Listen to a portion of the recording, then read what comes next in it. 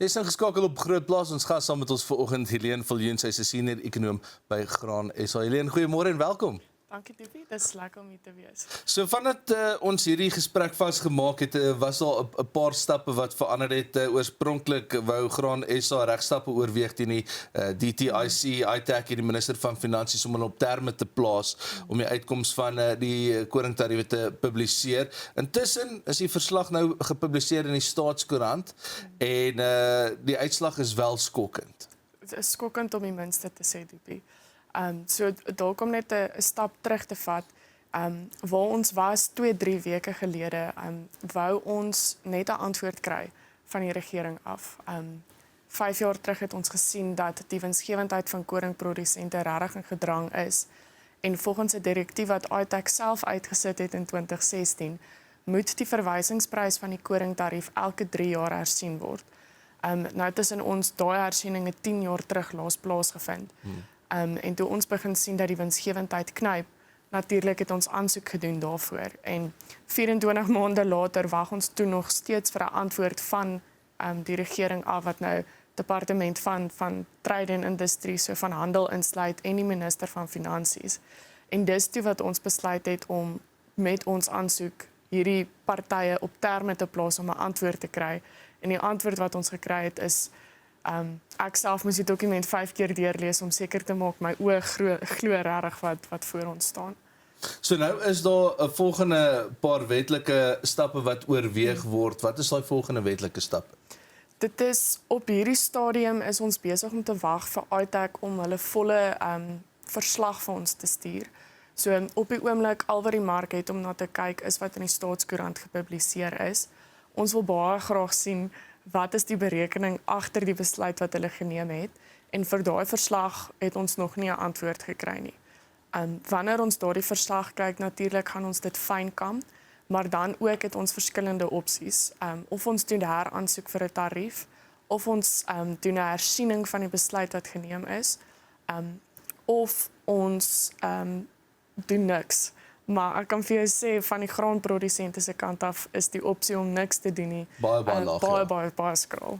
Ja. So, as ons nou omvatting van die koringbedryf en die knelpunte moet bymekaar sit, wat die volhoubaarheid beïnvloed, wat sal daai knelpunte wees? Dis 'n baie goeie vraag wat ek so min tegnies as moontlik gaan probeer antwoord.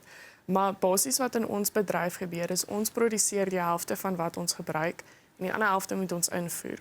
En dit wat ons invoer is van 'n laer kwaliteit teen 'n laer prys teenoor dit wat ons plaaslik produseer wat 'n hoër kwaliteit is.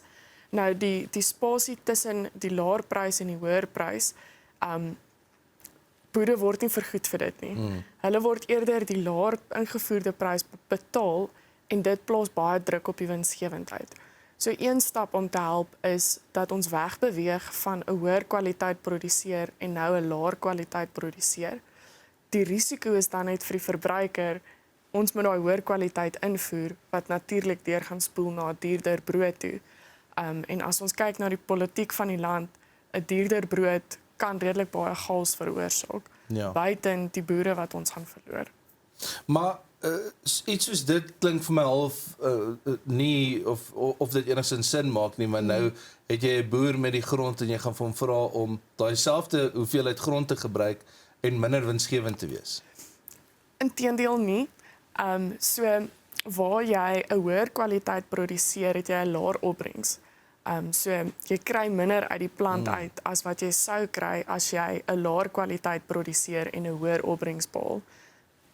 So, verduidelik vir ons bietjie net die hersiening koringtarief, wat is die bedoeling agter dit en waarom is dit belangrik vir die produsente spesifiek? Dit is nie net vir die produsent belangrik nie. So die groot doel agter die invoertarief is om die plaaslike bedryf te beskerm. Ja, die plaaslike bedryf is meerendeels die produsente, maar sou ons nie plaaslik koring produseer nie, is jy onderhewe aan internasionale politiek. En natuurlik, ek en jy weet, die laaste 5-6 jaar, is dit amper elke jaar wat daar 'n nuwe oorlog uitbreek. So indien ons nou nie plaaslik koring produseer nie, staan ons die risiko om 100% afhanklik te wees van invoere, en dit kan veroorsaak dat ons ook dus afhanklik is van die internasionale politiek wat plaaslik baie moeilikheid kan veroorsaak. So die ideaal sal dan nou wees dat hierdie koringtariewe nou vasgemaak word en half in lyn is met wat almal mee gelukkig is op die oomblik. Maar watter ander finansiële en markdruk ervaar Suid-Afrikaanse koringprodusente tans? Dis 'n goeie vraag. Internasionaal is produsente tans onder verskriklike druk as gevolg van winsgewendheid. In ons plaaslike bedryf vir koring spesifiek was winsgewendheid al 3 jaar terug 'n probleem gewees. En daardie knyptang het net groter en groter geword oor tyd. Nou natuurlik iets soos wat in Februarie en April gebeur het waar die dieselprys amper met 80% gestyg het, het verseker nie gehelp nie. Want dis nie net die diesel wat die trekker aan die gang moet hou nie, maar daai diesel vervaardig ook kunsmis. En kunsmis het ook duurder vir die produsente geraak tydens plantyd. So in terme van insetkostes is dit nie noodwendig iets wat die regering dadelik 'n hand in kan sit om te help nie. Daar is verskeie lande waarteen ons moet kompeteer wat geweldige subsidies kry in daardie afdeling. Maar plaaslik ontvang ons nie sulke hulp nie wat ons net nog meer afhanklik maak van beskerming deur die tarief. Helene, ons is nou weer terug by jou, dis ons gas op Groot Plaas vanoggend. Helene Viljoen, senior ekonom by Graan SA. Nou is tyd vir die Groot Plaas kalender.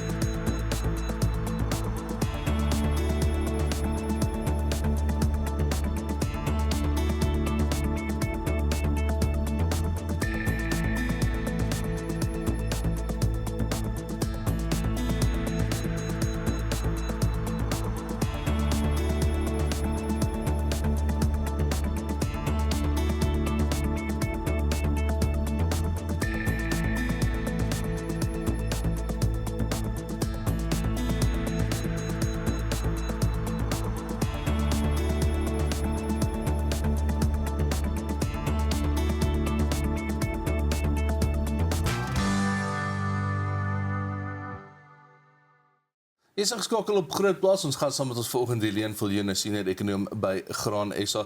Helene, so die persverklaring wat ons gekry het verwys na 'n gebrek aan betekenisvolle terugvoer en dis een van die goeders wat julle absoluut voor staan en dit is natuurlik van iTax se kant af. Watter inligting probeer Graan SA al maande lank uit hulle uitkry? So die eerste persverklaring wat uitgegaan het in terme van om die regering op terme te plaas. Basies wat dit is, daar's 3 departemente wat moet afteken op 'n tariefaansoek. iTax doen die ondersoek, so iTax moet daar afteken en dan hulle verwysings na die minister van handel stuur wat nou minister Parkstel is. Ja. Daai aansoek word dan weer hersien onder sy departement en die verwysing word dan na die minister van finansies toe aangewys. Minister van finansies gee dan sy ja of nee en SARS publiseer dit dan in die staatskoerant. So daar's 'n hele ketting van afteken wat moet gebeur. Nou met die tarief in ons aansoek het ons 2 goed versoek. Ons het versoek dat die verwysingsprys waarteen die tarief bereken word gewysig word. En soos wat ek nou ook genoem het, daai wysiging het 10 jaar terug laas plaasgevind. En dan saam met dit het ons in dieselfde aansoek ook ingesit dat hierdie hele proses van afteken op 'n aansoek en 'n tarief wat getrigger is, geautomatiseer moet word. So basies moet die mark dan nie of 8 maande of 'n week wag om die aankondiging in die staatskoerant te kry nie, maar dit word baie vinniger gedoen. So dis die crux van wat ons gevra het en al hierdie departemente het amper 2 jaar gevat om af te teken. So ons as die aansoekers, kan nou nie dink aan die regte woord nie, die mense wat aansoek gedoen het geen idee gehad waar ons aansoek gelê het nie. Nou natuurlik as die aansoek vir 2 jaar by iTax gelê het, sou daar nog by al hierdie departemente nog maande bygevoeg geword het. So die eerste op terme plaas waarvoor ons ingedien het was om net te weet waar lê ons aansoek en hoe ver is dit.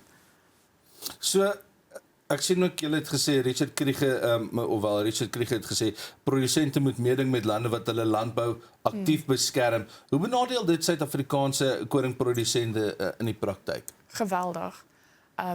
Die invoertarief is veronderstel om ons te beskerm teen dit. So deel van die berekening van die tarief is om subsidies van ander lande in berekening in te bring. Maar ons grootste kompetisie in terme van invoere is 'n land soos Rusland en die Swartsee. En dis lande wat geweldig ondersteun word deur hulle regerings en plaaslik doen ons nie.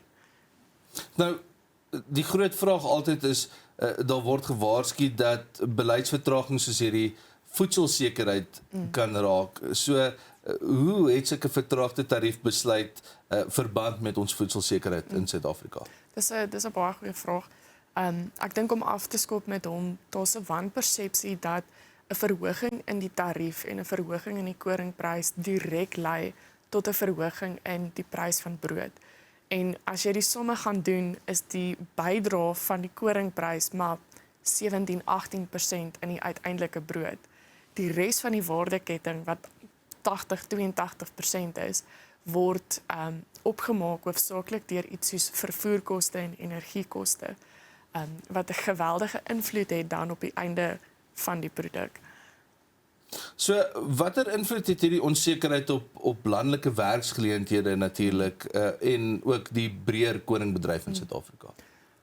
Ons het onlangs 'n berekening gaan doen om te kyk wat is die werksgeleenthede net uit die Wes-Kaap uit.